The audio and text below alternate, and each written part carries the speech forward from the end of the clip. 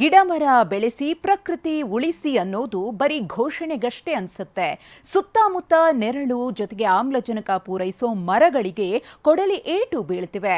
ಆಶ್ರಮವೊಂದರ ಆವರಣದಲ್ಲಿದ್ದ ಮರಗಳನ್ನ ರಾತ್ರೋರಾತ್ರಿ ಕತ್ತರಿಸಲಾಗಿದೆ.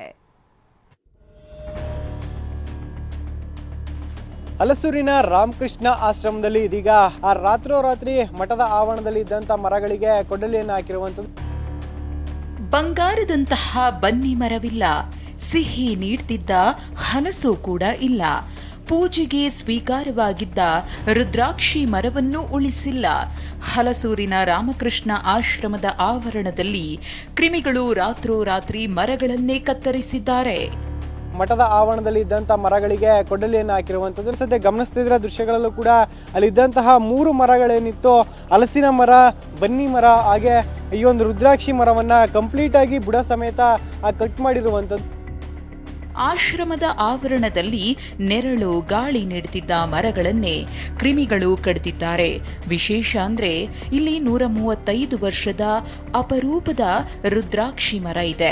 ಇದಕ್ಕೆ ಸೋಂಕು ತಗುಲಿದ್ದರಿಂದ 1 ಲಕ್ಷ ರೂಪಾಯಿ ಖರ್ಚು ಮಾಡಿ ಚಿಕಿತ್ಸೆ ನೀಡಿದ್ರು. ಪಕ್ಕದಲ್ಲೇ ಪರ್ಯಾಯವಾಗಿ ಮತ್ತೊಂದು ರುದ್ರಾಕ್ಷಿ ಮರ ನೆಟ್ಟಿದ್ರು. ಆದ್ರೆ ಆ ಮರವನ್ನು ಕಡಿದಿದ್ದಾರೆ. ಆರೋಪಿಗಳ ವಿರುದ್ಧ ಕ್ರಮ ಕೈಗೊಳ್ಳುವಂತೆ ಪಾಲಿಕೆ ಅಧಿಕಾರಿಗಳಿಗೆ ಶ್ರೀಮಠ ಮನವಿ ಮಾಡಿದೆ. ಅದು 8 ವರ್ಷದ ಮರ ಏಕಾಏಕಿ ನಿನ್ನೆ ಅದನ್ನು ಕತ್ತರಿಸಾಕಿದ್ದಾರೆ. ಯಾಕೆ ಕತ್ತರಿಸಿದ್ದಾರೆ ಏನು ಅಂತ ಕೇಳಿದ್ರೆ ಯಾರಿಗೂ ಏನು ಉತ್ತರ ಕೊಡ್ತಾ ಇಲ್ಲ. ನಮ್ಗೆ ಗೊತ್ತಿಲ್ಲ, ನೋಡ್ತೀವಿ, ಯಾರು ಕತ್ತರಿಸೋರು ಗೊತ್ತಿಲ್ಲ, ಹಾಗೆ ಹೀಗೆ ಹೇಳ್ತಿದ್ದಾರೆ. ನಾವು ಈಗ ಅದಕ್ಕಿಂತ ಫಾರೆಸ್ಟ್ಗೆ ಮತ್ತು ಪೊಲೀಸ್ ಡಿಪಾರ್ಟ್ಮೆಂಟ್ಗೆ ಕಂಪ್ಲೇಂಟ್ ಕೊಡ್ತಾ ಇದ್ದೀವಿ. ಮರ ಕತ್ತರಿಸುವಾಗ ಸಿಸಿಟಿವಿ ಆಫ್ ಮಾಡಿದ್ದಾರೆ. ಹೀಗಾಗಿ ಮಠದ ಸಿಬ್ಬಂದಿಯೇ ಇದರ ಹಿಂದಿರುವ ಶಂಕೆ ಮೂಡಿದೆ.